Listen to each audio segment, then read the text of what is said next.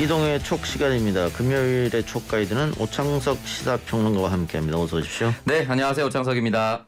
오늘 날씨가 꽤 더웠던 것 같아요. 네, 그 온도 보면은 보통 30도를 넘어가더라고요. 예. 가만히 있어도 땀이 납니다. 근데 지금 캐나다는 50도 가까이 된다 그래서 50도요? 예. 48, 9도를 지금 기록하고 있다고 해서 정말 이상 기후가 아닌가 진짜라 네. 걱정되는 현상입니다. 조금 있다가는 이제 서울 근교에서 사고가 재배할 것 같습니다. 네. 예.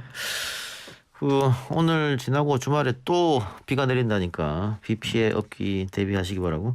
오늘은 역시 윤석열 후보의 장모 이야기부터 해야 될 것 같네요. 네, 이제 7월 2일 선고가 예상되어 있었고 그렇기 때문에 이 선고 전에 또는 선고 이후에 뭐 출마 선언할 것이다 이런 얘기도 6월에 많이 돌았었는데 결과적으로는 6월 29일에 어쨌든 정치 선언을 했고 7월 2일 오늘 결과가 나왔는데요. 요양급여 부정수급 혐의로 1심에서 징역 3년을 받아서 곧바로 법정 구속이 됐습니다. 6년 전에 책임 면제 각서로 처벌을 면했다가 이 당시에 이제 동업자 3명이 이미 구속된 상태였고요.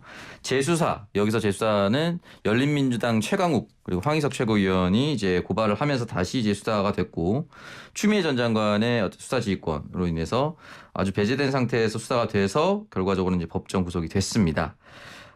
이 부분이 장모의 건이기 때문에 윤석열 전 총장은 전혀 무관하다 뭐 이런 이야기도 하는데 이동영 작가 보실 때는 또 어떻습니까? 무관하다고 볼 수 없고요. 굉장히 큰 악재다 이렇게 보입니다. 왜 무관하다고 볼 수 없습니까? 그러니까 7월 2일 날 그러니까 오늘 재판 결과를 보고 아마 정치 참여를 결정할 것이다 많은 사람들이 예측을 했었는데 29일 날 했거든요. 네.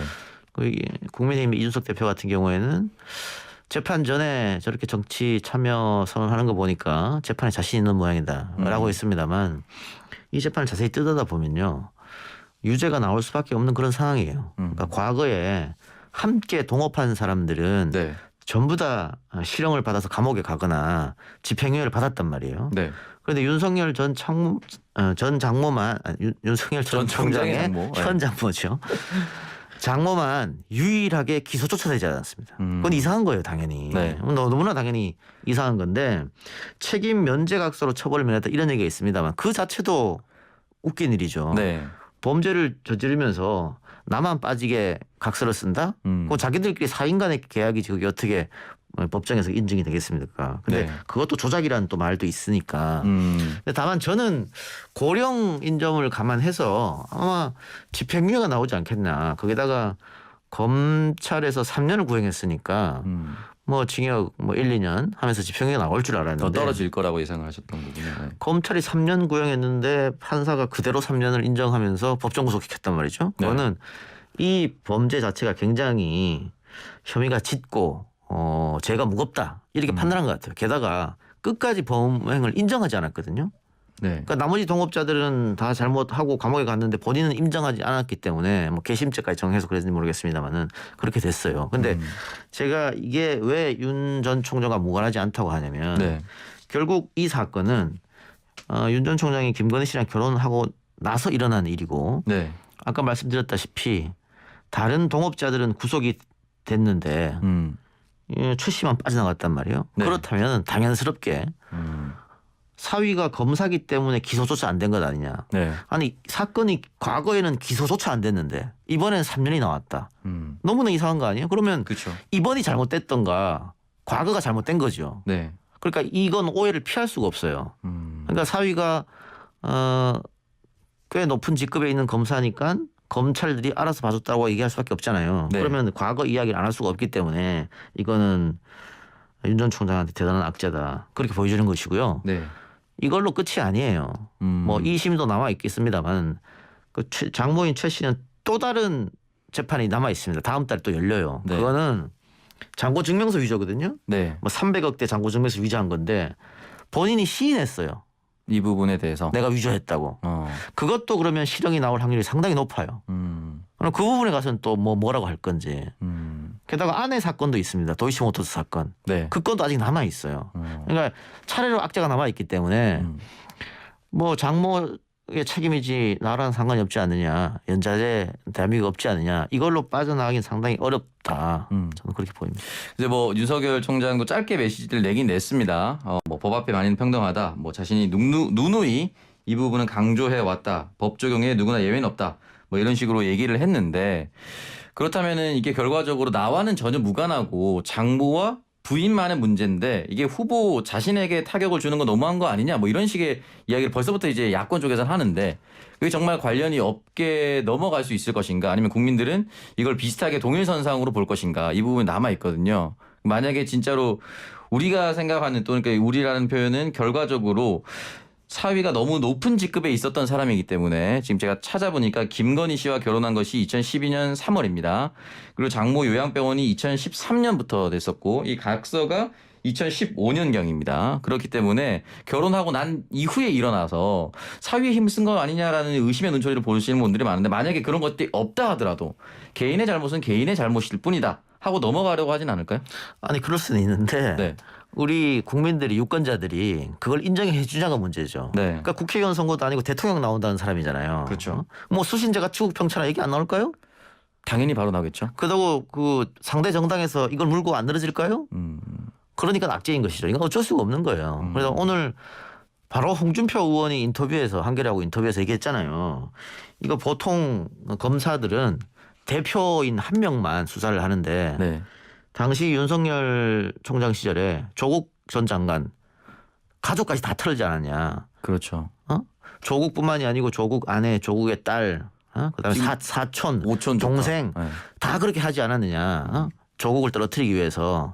그래서 지금 이렇게 본인의 가족이 수사받고 틀리는 건 어쩔 수 없는 것이다. 본인이 그렇게 했으니까. 네. 그러니까 이 비슷한 얘기를 뭐 대한민국 모든 검사가 존경한다는 심재룡 검사가 예전에 했어요. 수사 기법 중에 하나. 수사를 해서 많이 파더라도 찌르더라도 돌리지는 마라. 그런 얘기를 했단 말이에요. 그러니까는 과도한 수사를 하지 말란 얘기인데 네. 윤 전 총장이 뭐 때문인지 모르겠습니다만 특수부 검사 20-40명을 대동해서 70여 군데 압수수색 하면서 온 가족을 털었지 않습니까? 네. 본인은 수사를 그렇게 했기 때문에 가족이 지금 이렇게 수사받고 재판받는 거에 대해서 항명을 할 수가 없어요. 항변할 수가. 그런 상황이어서 뭐 결국은 국민들이 판단하겠습니다마는 만일 윤 전 총장이 검사로서 압력을 없었다고 하더라도 이 부분은 상당히 악재로 작용할 수밖에 없고요. 이 가족 수사 말고 또 남은 거는 윤우진, 윤대진 형제 사건은 또 남아 있어요. 이것도 지금 수사하고 있거든요. 네. 그런데 뭐 대윤, 소윤이라고 불리면서 네. 이 사건에 관여하지 않았냐? 그 지난 청문회에서도 나왔던 얘기잖아요. 또 다시 나올 수가 있어요. 그러니까 아직 많은 사건들이 나와 있고 한동훈 사건도 아직 있잖아요. 네, 그것도 남아 있습니다. 만일 한동훈 씨 폰이 오픈된다면 그또 어떤 일이 벌어질지 모르는 거예요. 그러니까 윤 전 총장 앞에는 호재보다는 지금 악재만 남아 있는 겁니다. 네.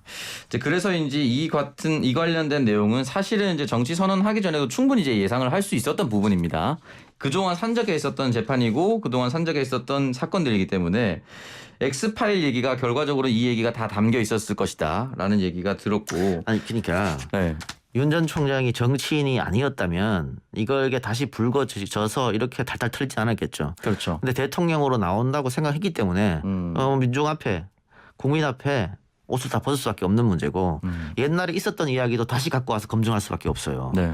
뭐 이재명 지사도 마찬가지잖아요. 어제 바로 똑같은 질문을 받았습니다. 가족과 관련된 내용. 가족 이야기 또 뭐 김부선 씨 이야기. 네. 지난번 경기도지사 선거, 성남지사 선거할 때 다 안 나왔습니까? 다 나와서 이미 다 털었는데도 또 나오잖아요. 네. 그 정치인의 숙명이에요.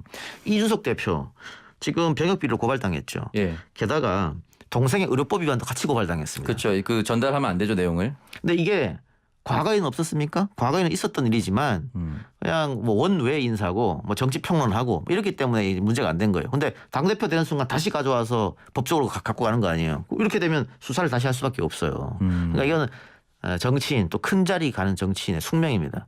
오창석 씨 국회의원 떨어진 건 너무 잘 된 거예요. 저희 아버지가 외동이라 제가 사촌이랑 삼촌이 없습니다. 네, 어쨌든 지금 엑스파일과 관련된 여러 여론이 있는데 뭐 기본적으로 이제 중도층에서는 이게 뭐 정치 공작으로 바라보기보다는 검증의 과정으로 바라보고 있기 때문에 앞으로 윤석열 전 총장은 계속해서 이 부분을 맡고 가야 된다라고 얘기를 드릴 수가 있을 것 같고. 아니 그래서 오늘 또 윤 전 총장의 측근이라고 언론에 보도가 된 건 뭐냐면 29일 날 정치를 하겠다고 선언한 것이지 대통령 나가겠다고 출마 선언한 건 아니다 이런 말을 했거든요. 그게 무슨 말입니까? 대선 후보 지지율에 계속 잡히고 있는데 그게 무슨 그럼 내가 다음 대선에 나간다는 뜻도 아닌데. 그것도 오늘 장모 사건의 결심 공판이 난 날 그렇게 말했으니까 네. 이거는 그러면 뭔가 캠프 내 기류도 이상해졌다.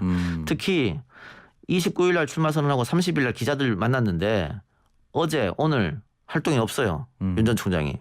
대권에 도전하면 하루하루가 황금 같은 시간인데 그렇죠. 이틀 지금 날려버렸거든요. 네. 그래서 지금 캠프 내 기류도 좀 이상하지 않느냐.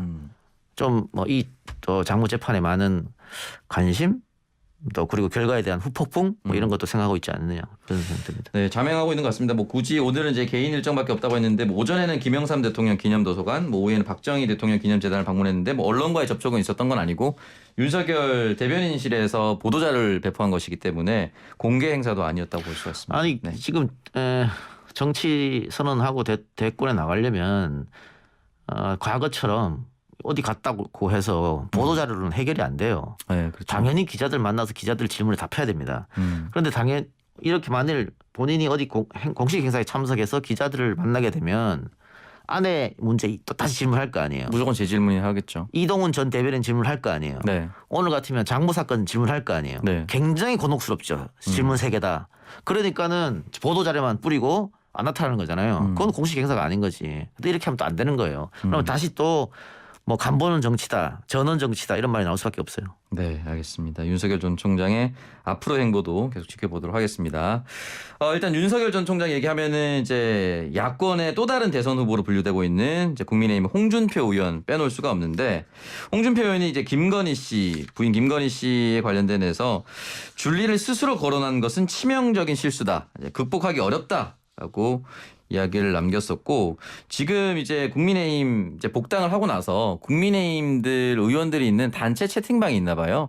거기에 이제 다른 의원의 초대로 초청을 받아서 이제 단톡방에 들어가 있었는데 윤희숙 의원의 대선 출마 소식이 공유가 됐나 봐요. 그 방에. 공유되자마자 홍준표 의원이 숭어가 뛰니 망둥이도 뛴다 라는 표현을 했다가 김호 의원이 곧바로 거기에 이게 후배가 출마하면은 칭찬해 주는 게 좋지 않나 이런 식으로 얘기하니까 홍준표 의원이 곧바로 방을 나가버렸습니다. 그래서 여기에 대한 해명을 그 방에 초청한 의원이 하기로는 여기서 망둥이는 이제 박용진 의원을 얘기한 거였다. 홍준표 의원답지 않네요. 그건 홍준표 의원답지 않은데. 홍준표 의원이 직접 얘기한 건 아니니까요. 뭐 그 전원이니까. 어쨌든 뭐 이렇게 얘기를 해서 당내 갈등이라든지 뭐 당내 흔히 말하는 당내 공격이다. 내부 총질이다 이런 얘기가 나오는데 앞으로 이제 홍준표 의원 이 발언 어떻게 보시는지 윤희숙 의원을 저격한 게 맞을까요? 아니 이제 본인은 뭐 단톡방을 착각했다는 거잖아요. 뭐 지지자들 모임 단톡방 네. 착각했다 뭐 이런 식으로. 그러면 절묘한 우연인 것 아닙니까? 그렇죠. 다른 의원이 당내 윤희숙 의원이 이제 대선 출마합니다. 딱 올렸는데 딱 거기에 맞춰서 숭어가 뛰니 망둥이가 뛴다. 너무 우연치고는 고약한 거 아닙니까? 뭐 변명인 것 같고요. 네. 근데 지금 뭐 이준석 대표도 다시 한번 말조심을 좀 해달라고 한 것 같은데 홍준표 의원 스타일상 뭐 대표 얘기도 안 들을 거고요. 계속 이렇게 독불장군 정토로 나갈 겁니다. 근데 이게 홍준표 본인에게는 나쁘지 않아요. 그러니까 홍준표도 그걸 알고 있기 때문에 계속 이러는 겁니다. 나쁘지 않아요. 지금 본인이 1등이면은 이렇게 안 할 텐데 네. 2등이잖아요. 그것도 많이 뒤처진 2등. 그 추격해야 되는 입장이죠. 야권에서. 네. 그럼 계속 이렇게 언론에 화제되고 전혀 나쁘지 않은 거예요. 그러고 보니까 저희도 지금 또 언급을 하고 있네요. 언급하잖아요. 예. 네, 어쨌든 사안은 지나갈 테니까. 시간 지나면 대중들의 머릿속엔 홍준표 이름 석자만 남는 거지. 네. 그 사람이 뭐였는지 잘 기억 안 나거든요. 그러고 보니까 진짜 그럴 수밖에 없네요. 윤희숙 의원이 초선임에도 불구하고 출마 선언을 했는데 그 기사보다는 홍준표 의원의 단체 채팅방 얘기가 그럼요. 훨씬 더 많이 회자가 돼버리니까 만약에 생각을 했다라면 역시 정치 고산수 본인 스스로를 띄우는 데는 뭐 유능하다 볼 수가 있겠네요. 아니 우리가 홍준표 의원 막말을 하는데 네. 홍준표 의원이 뭔 막말을 내가 했습니까? 라고 상대방한테 물으면 네. 답 못합니다. 그리고 좀 애매하네요 또. 그렇잖아요. 네, 그게 사람의 기억이라는 거예요.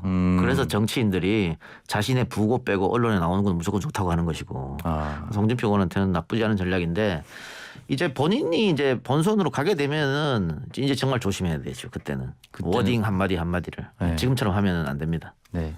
자, 야권 내용 얘기를 해봤는데 이제 여권 내용 얘기를 좀 해보겠습니다. 더불어민주당 제20대 대통령 선거 이제 예비 경선에 막이 올랐는데 이 예비 경선 주자들의 면접관으로 초대됐던 사람 면접관 김경률 회계사가 선택이 됐습니다. 사실 이제 김경률 회계사, 김혜영 전 의원 그리고 김수민 유닉 대표가 함께 선정이 됐는데 나머지 두 사람의 이름은 전혀 보이지 않고 김소연입니다. 그래서 김경률 회계사 이름만 굉장히 크게 부각이 됐다가 이게 2시간 만에 곧바로 취소됐습니다. 그러니까 2시간 만에 취소돼서 유인태 전 의원이 선정되니까 또 유인태 의원도 합당한 것이냐라고 민주당 지지자들로부터 이제 비판을 받고 있는데 요 정도 비판이나 앞으로의 전개 과정을 과연 이걸 선택했을 때 경선기획단은 몰랐을까? 이게 좀 의문입니다. 알았죠. 근데 왜 그랬을까요? 알았는데? 속된 말로 오버하다가 사고 친 거죠. 제가 뭐 몇 번 말씀드렸습니다만 민주당이 지금 전략적 능력이 없어요.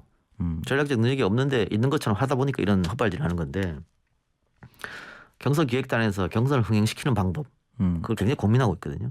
계속해서 고민하고 있죠. 근데 제가 몇 차례 말씀드렸잖아요. 그런 건 없다고. 근데 그런 건 없는데 어떻게 무조건 해보려고 하니까 이런 일이 벌어지는 겁니다. 근데 김경률 씨를 불렀을 때 민주당 지지층에 이런 강력 반발이 없을 것이라고 생각한 그 자체가 전략적으로 정무적으로 판단 미스죠. 네, 그렇죠. 게다가 며칠 전에 조범덕 씨 재판에서 1심, 2심, 3심 다 무죄난 거잖아요. 그렇죠. 정경심 교수가.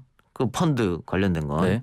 그리고 이 김경률 씨 같은 경우에는 지속적으로 조국 펀드라고 불렀거든요. 조국 가족 펀드 이렇게. 네.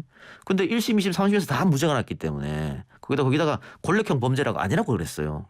그러면 김경률 씨가 주장하게 다 무너진 거잖아요. 네, 그렇죠. 그런데 그런 사람을 불러가지고 다시 한번 조국 망신 주기밖에 안 되는 거니까 네. 민주당 지지층들 집토끼 입장에서는 우리는 아예 배제하고 하는구나 이런 얘기가 나올 수밖에 없는 거죠. 이거는 경선기획단이 굉장히 큰 실수를 했다. 그래서 저는 이게 지금 대선 후보들도 강하게 경선기획단 물러나야 된다 지금. 뭐 지금 정세균 전 총리 같은 경우는 송영길 대표 사과, 뭐 사퇴해야 한다 경선기획단은 뭐 이런 식으로 얘기를 하고 있습니다. 이거 이대로 경선기획단이 가기는 좀 어려울 것 같습니다. 그만큼 민주당 지지층들한테 굉장한 상처를 준 그런 선택이었어요. 네. 그럼 이제 앞으로 이제 경선 흥행을 강제로 시킬 수 있는 방법이 없다라고 그런 건 하면은 없다니까요. 없다라고 하면 사실 그러면은 경선기획단이 할 일은 경선 일정 관리를 잘 하고 그럼요. 최종적으로 후보가 선출될 때까지 잡음이 발생하는 걸 컨트롤하는 것이 역할이 아닐까라는 그렇죠. 생각. 그겁니다. 네. 근데 없는 걸 억지로 만들어내려니까 이런 일이 벌어지는 거예요. 알겠습니다. 결과적으로 이제 섭외했던 것도 잘못이고 김경률 회계사는 자신의 SNS에 민주당 멍미라는 글을 쓰면서 또 한 번 비판을 민주당이 받고 교체해서 욕먹고 그리고 지금 김소연 유닉 대표이사도 논란이 되니까 사임을 해버렸습니다. 이제 총체적 난국이 된 상황이 되기 때문에 민주당이 앞으로 어떻게 쇄신할지 또는 그냥 가만히 있을지 지켜봐야겠네요. 아니 뭐 그래서 김혜영 의원이나 유인태 의원은 민주당 출신이고 하니까 네. 다만 유인태 의원은 그 추미애 전 장관이 대권 나갈 때 상당히 비판했거든요. 굉장히 심하게 비판했었죠. 그런데 그 9명의 대선 주자 앞에서 그분이 면접을 본다면 추미애는 불리해지는 거 아니에요? 적어도 그 추미애 전 장관한테는 매우 불리해지겠죠. 그러면 추미애 측에서 가만히 있겠습니까? 그러니까 이걸 이렇게 하면은 또 추미애 장관을 지지하는 그 지지층도 가만히 안 있겠죠. 네. 그러니까 긁어서 부스럼 만드는 일을 계속 하고 있다. 그래서 아니 자연스럽게 TV 토론이 4번 지금 예정돼 있고 네. 그리고 컷오프가 있잖아요. 네, 그러면 그렇죠. 1차로 일단은 그 관심이 누가 컷오프 되지? 1차로 그 관심이 가는 거예요. 네. 그럼 4번 그냥 토론을 어떻게 9명 쭉 앉아가지고 토론하는 건 말이 안 되고 네. 네, 그런 것만 생각하면 되는 거예요.